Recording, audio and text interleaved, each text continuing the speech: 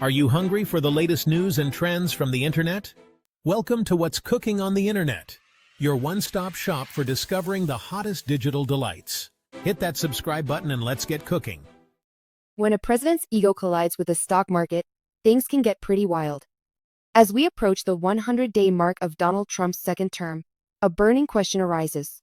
Can a president's confidence in their own re-election prospects actually sway the stock market? We're not just talking about Trump's boast about his own popularity, but the potential consequences of his words on the economy.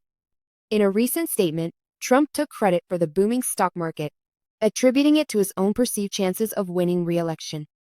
"This is the Trump stock market," he said, "because my polls against Biden are so good that investors are projecting that I will win.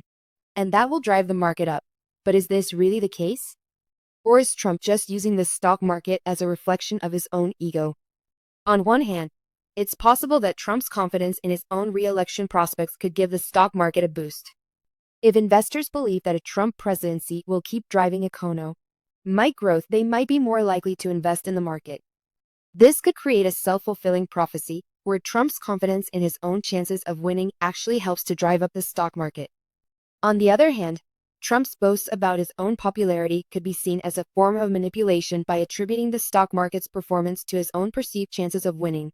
Trump may be trying to spin a narrative that benefits him politically. This could be seen as fake news by his opponents, who might argue that the stock market's performance isn't actually driven by Trump's confidence in his own re-election prospects. We also need to consider the potential risks of a president's ego influencing the stock market. If Trump's confidence in his own chances of winning isn't actually reflected in the market's performance, it could lead to a disconnect between the president's rhetoric and the reality of the economy. This could have serious consequences for investors, who might get caught off guard by a sudden downturn in the market.